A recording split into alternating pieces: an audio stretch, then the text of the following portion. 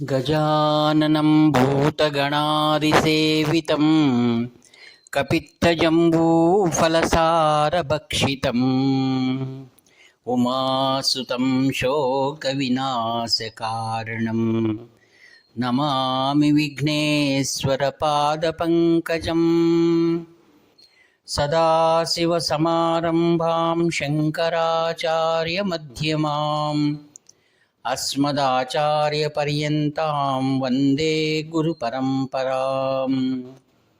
अपारकरुणासिन्धुं ज्ञानदं शान्तरूपिणं श्रीचन्द्रशेखरगुरुं प्रणतोऽस्मि मुदान्वहम्।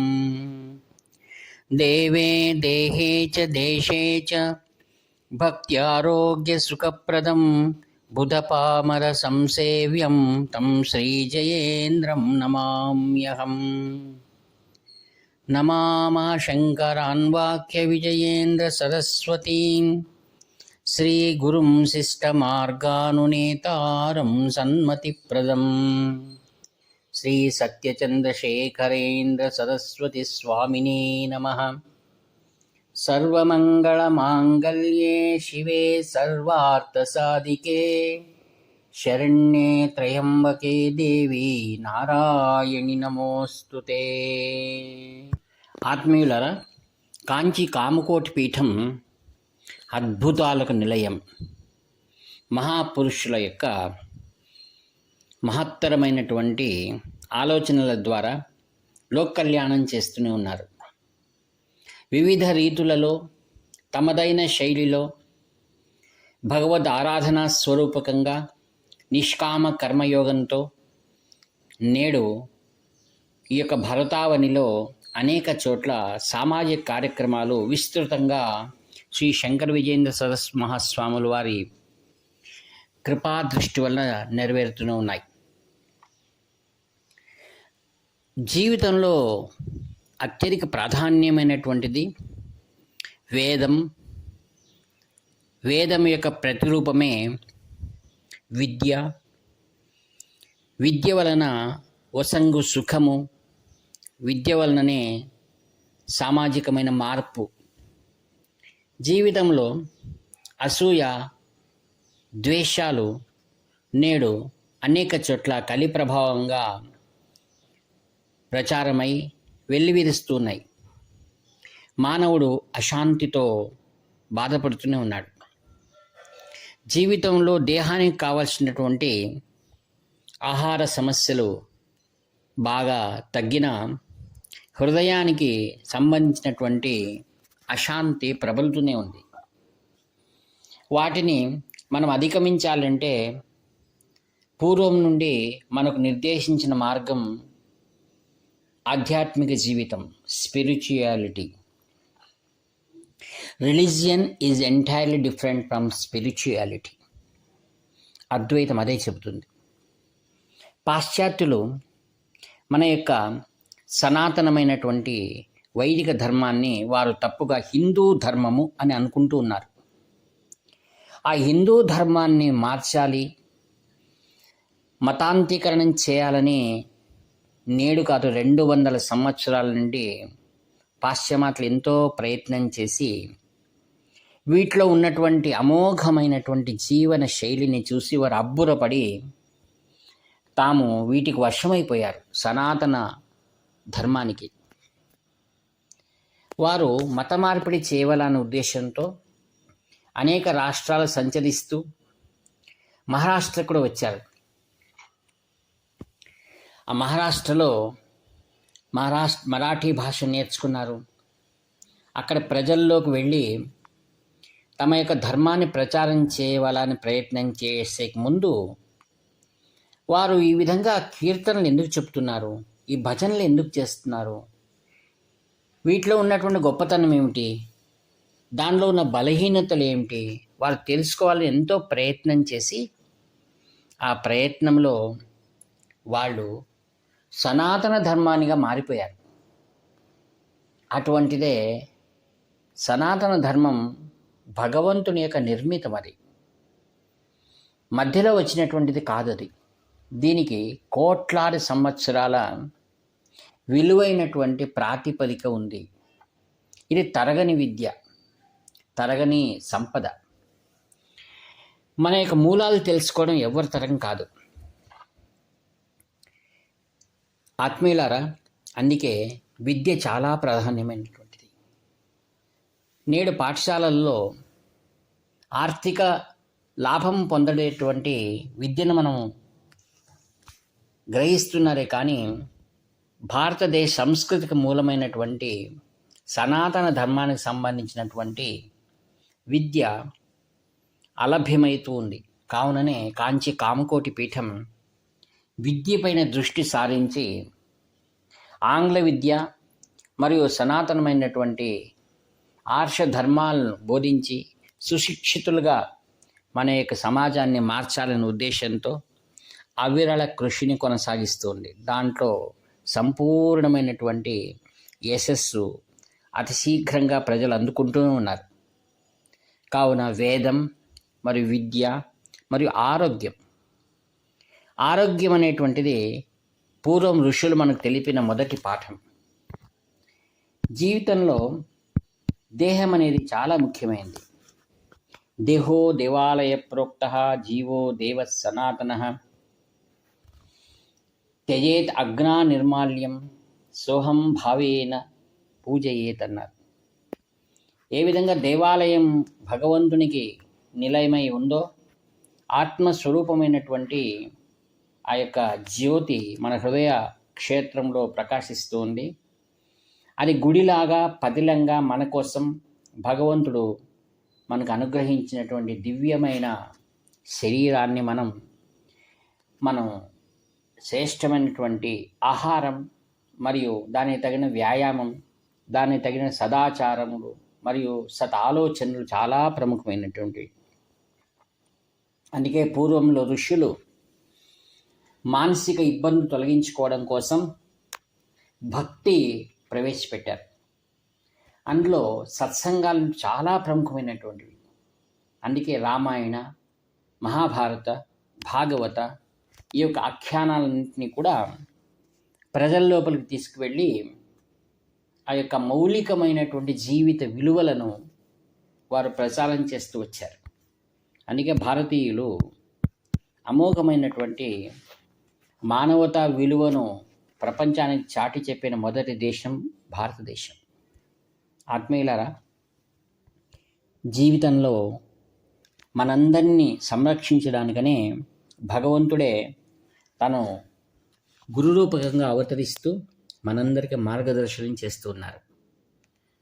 మనం జీవించేటప్పుడు ఆలోచనలను సన్మార్గంలో పెట్టుకోవాలని అడ్డు రావడం ఏంటనగా మాయ అనేటువంటిది. ఆ మాయను తొలగించడం కోసమే దక్షిణామూర్తి స్వరూపకంగా మహాపురుషులు మనకు మార్గదర్శనం చేస్తున్నారు. వారు చేసేటువంటి యొక్క లీలలు ఏవైతే ఉన్నాయో ఆ లీలల యొక్క ప్రాధాన్యమైనటువంటి ఉద్దేశం ఏమిటనగా అజ్ఞానాన్ని దూరం చేయడం. అజ్ఞానం తొలగిపోతే అక్కడ శ్రేష్టమైన జ్ఞానం ప్రకాశిస్తుంది. ఏ విధంగా ఓ దీపం వెలుగుతున్నప్పుడు ఆ ఒత్తికి కుడై అని కడుతుంది అక్కడ మరక మాదిరిగా. మనం వాటిని తీసేస్తే జ్యోతి ప్రజ్వలిస్తుంది అన్నమాట. అందుకే దీపం ఎల్లప్పుడూ ప్రకాశిస్తూనే ఉంది. దానికి అడ్డుగా ఉన్నదాన్ని తొలగించడమే అద్వైతం. ఆత్మీయులారా, ఒకసారి దంపతులు మహాస్వాముల వారి దర్శనానికి వస్తున్నారు. కాంచి మఠం ముందు అనేకమైనటువంటి పండ్ల దుకాణాలు ఉన్నాయి.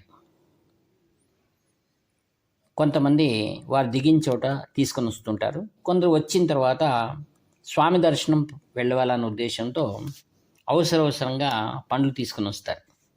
దాంట్లో భర్త నిదానంగా ఒక్కొక్క పండు చూస్తూ ఆ పండును ఆయన స్వామివారికి అందించాలనే ఉద్దేశంతో అరటిపళ్ళు తీసుకుంటున్నాడు. ఆమె అవసరం చేస్తూ, ఇంత అందుకండి, మనం తీసుకున్న పళ్ళని ఎవరు చూస్తారు, ఆయన ఏమైనా తింటారా, ఆయన ఏమైనా చూస్తారా, అందరితో పాటు మనం అక్కడ పెట్టి వెళ్ళిపోతున్నాము అని ఆమె అన్నది.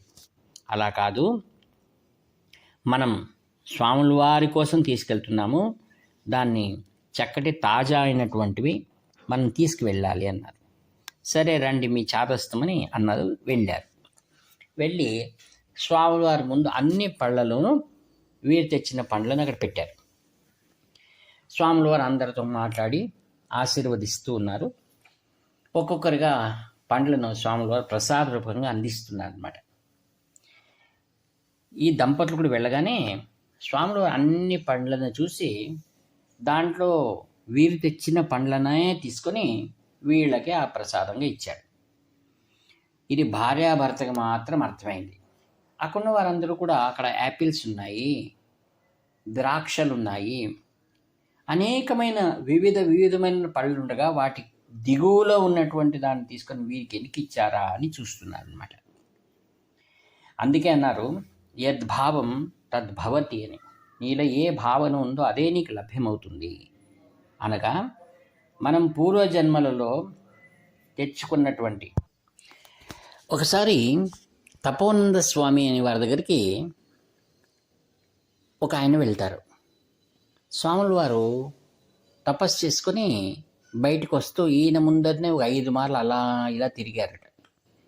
ఈయన ఎందుకు కానీ అలా నన్ను పరీక్షగా చూస్తున్నారు అనుకున్న తర్వాత ఆ యోగి అడిగారట, ఏం ఒక్కడివే వచ్చావా అని. అవును స్వామి, నేను ఒక్కడినే వచ్చాను, ఆలోచన చేసి చెప్పు అన్నారట. లేదు స్వామి, నేను ఒక్కడినే వచ్చాను.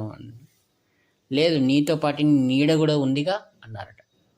అంటే దాని భావార్థం ఏంటంటే మనం చేసుకున్నటువంటిది ఏవైతే సత్కర్మలు మరియు వాటి ఫలితం మనల్ని నీడలా వెంటాడుతూనే ఉంటుంది. అందుకే చాలామంది కాంచి పరమాచార్య స్వామి దగ్గరికి మనం వెళ్ళాము, మనకు ఎందుకు గాని అనుగ్రహం కాలేదు అనేటువంటిది అనుకుంటూ ఉంటారు. దానికి కారణం ఏమై ఉండొచ్చు అంటే మనం వెళ్ళింది వ్యర్థం కాలేదు. మొదటిసారి వెళ్ళినప్పుడు మన కర్మల యొక్క శేషం అక్కడ తొలగిపోతూ ఉంటుంది. ఇలా అనేక మార్లు మనం వెళ్తూ ఉండడం ద్వారా అశేషమైన కర్మరాశి తొలగిన తర్వాత ఒకరోజు వారు మనల్ని మాట్లాడిస్తారు, ఆశీర్వదిస్తారు. కొందరిని వెళ్ళగానే శీఘ్రంగా ఎందుకు గురువులు మాట్లాడతారు అంటే కారణం అప్పటికే వారు ఈ జన్మలో అనేకమైన సత్కర్మలు చేస్తూ వాటి కర్మశేషాన్ని అంతటిని కూడా వారు తొలగించుకున్నారనమాట. చాలామంది మేము స్వాముల వారి పటం ఇంట్లో పెట్టుకున్నాము, రోజు దండం పెడుతున్నాం కదా అంటే అది మంచిదే. దాని ద్వారా సంపూర్ణంగా అప్పు తీరలేదు. శాస్త్రం ఏం చెప్తుందంటే భగవత్ కృప కలిగినప్పుడు అప్పు తీరాలి, మరియు సంపత్తు కూడా మనకు అధికం కావాలి. అందుకే దీనికి కావాల్సింది ఏంటి? శ్రద్ధ మరియు భక్తి. దానికి ఉపాయం ఏం చెప్పారంటే అనన్యాశ్చింతయంతో మాం ఏ జనా పర్యుపాస్తే తేషాం నిత్యాభియుక్తానాం యోగకః క్షేమః వహామ్యహం అన్నాడు భగవద్గీతలో. మన యోగక్షేమాలను చూసేవారు భగవంతుడు ఎలా అన్ని వైపులా మనం దర్శిస్తూనే ఉంటారు. మనం అనుకుంటాం కాంచీకి వెళ్ళాము స్వామివారిని దర్శిస్తున్నామని, అది కాదు. ఎప్పుడైతే ఒక్కమారు నీవు కాంచీ మఠంతో అనుబంధం ఏర్పడింది అనుకుంటే చాలు, ఇంకా వారు మనల్ని వెంబడిస్తూనే ఉంటారు. ఇది చాలామంది అనుభవం. ఇది నీవు వాటిని లక్ష్య పెట్టడమే నీకు కావాల్సినటువంటిది. అందుకే ఎవరైతే భగవత్ చింతనలో సత్కర్మల్లో మునిగి ఉంటారో భగవంతుడు వారిని ఎప్పుడు వెంబడిస్తూ ఉంటాడు. అధికమైన సత్కర్మలు చేసిన వారికి పక్కననే ఉండి వారిని చేయి పట్టుకుని అలా నడిపిస్తూ ఉంటారు. అందుకే మహాత్ములందరూ ఎవరంటే ప్రతి క్షణం కూడా భగవంతునితో వారు మమైక్యమై ఉంటారన్నమాట. అందుకే వారు సంపూర్ణంగా భగవత్ స్వరూపంగానే మారిపోతారట. అందుకే ఆధ్యాత్మ తత్వ నిత్యత్వం, ఆధ్యాత్మం అనేటువంటిది అనగా నిత్యమైనటువంటి పరిపూర్ణమైనటువంటి భగవత్ స్వరూపమే సద్గురు. ఆ సద్గురువుని ఎవరైతే సులభంగా అనవరతము చింతన చేస్తున్న వారి కొంగు బంగారమై ఉంటారన్నమాట మహాత్ములు. ఆత్మీయులారా, అట్టి సుదుర్లభము అని అనుకోకండి. చాలా సులభమైనదే గురువుల యొక్క అనుగ్రహం. మనం చేయవలసింది ఎక్కడ ఉన్నా, మనం ఏం చేస్తున్నా ప్రతి కార్యక్రమం కూడా ఆయన మనల్ని గమనిస్తున్నాడనేటువంటి ఒక ఆలోచన మనలో ఉంటే నిరంతరం మనకు ఆయన యొక్క ఆశీస్సులు లభ్యమవుతూ ఉంటాయి. ఈ వాక్పుష్పములను నిరహంకారపూర్వకంగా శ్రీచరణలో దివ్య అనుగ్రహ పాత్రుడైనటువంటి పాదపద్మం సమర్పిస్తూ సెలవు తీసుకుంటాను. ఇట్లా మీ ఆత్మీయ మిత్రుడు నివర్తి నాగభూషణ శర్మ. 7483229249. హర హర శంకర, జై జయ శంకర.